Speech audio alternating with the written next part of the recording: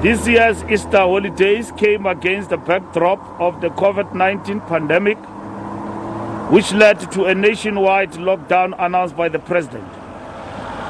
The consequence of this lockdown is the reduction of movement on our roads as prescribed by our directions. The reduction of vehicle movement on our roads is estimated to be at 70%, which actually answers the question that most of South Africans during this Easter weekend did obey the regulations. Equally, we release these statistics 2 days after a tragic road crash involving a minibus taxi and a truck in the Eastern Cape, which claimed 15 lives. I take this opportunity to send heartfelt condolences to the families and loved ones of the deceased. I also wish a speedy recovery to those injured in the collision. This accident sadly demonstrates willfully and dangerous disregard for our collective effort to preserve human life by obeying both the road and lockdown rules by some public transport operators. Although we have published directions that specifically limit the maximum number of passengers who may be transported in a taxi, the driver of the minibus involved in this collision ignored those directions. However, an investigation on the root cause of the crash is still underway, and the RTMC will release the findings once finalized. This crash happened outside of the Easter period, but the tragic loss of so many lives warrants our attention and intervention. The Easter period this year was defined as period starting on Thursday 9 April to Monday 13th of April. Our traffic law enforcement authorities had done extensive preparations for this period, which is ordinarily characterized by high traffic volumes, which places to places of pilgrimage and holidays. However, these plans were disrupted by the outbreak of the COVID-19 pandemic on our shores. This meant that schools had to close early, Easter pilgrimages cancelled, and a ban imposed on traveling between metros, districts and provinces.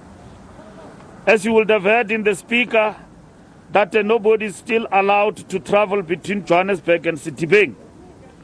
Because of these measures, the number of vehicles dropped significantly over Easter period, as the majority of people stayed at home in compliance with the lockdown regulations. A reduction in traffic volumes also had a corresponding effect on the number of traffic violations. The number of drivers arrested for drunken driving was 11, while the number of drivers caught speeding stood at 1.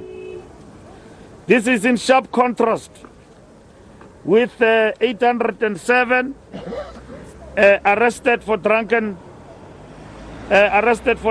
driving and 192 for speeding in 192. However, any attempt to compare year-on-year figures will be an exercise in futility, as the material conditions this Easter are fundamentally different from a normal period where traffic is able to move freely. The total number of arrests for violation of road traffic laws stood at 719, while traffic law enforcement authorities meant 480 roadblocks. A total of 104,140 vehicles were stopped and checked at these roadblocks. The number of vehicles impounded was 236, with 171 vehicles discontinued due to unroadworthiness. Over the same period in 2019, the number of arrests for violation of road traffic laws was 1,343, with 141 roadblocks. The number of vehicles impounded was 1,555, while vehicles discontinued for unroadworthiness stood at 702. In addition to enforcing road traffic laws, authorities had to enforce the lockdown regulations and directions. As a consequence, 184 vehicles were stopped and ordered to return home for traveling in contravention of the lockdown regulations and directions. As at the end of the Easter weekend, 26 fatal crashes were recorded, which resulted in 28 fatalities. A number of major crashes recorded prior to Easter season were investigated by Road Traffic Management Corporation. A number of these investigations have since been completed. The investigation into a collision involving a Toyota Avanza and a Toyota Hi-Ace minibus on 11 March 2020 has been completed. The crash happened on the R553 Golden Highway in Gauteng, and it claimed 12 lives of scholars, including both drivers. The investigation concluded that the drive shaft of the minibus vehicle broke off, causing the driver to lose control of the vehicle. The finding is that this crash occurred as a result of the poor maintenance of the Toyota Hi-Ace minibus. The minibus was not roadworthy, and its license disc had expired 5 years earlier.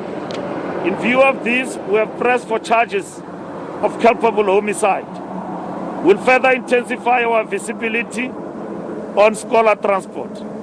This will also include closer collaboration with the Department of Basic Education to ensure that no school allows children to be transported in unroadworthy vehicles.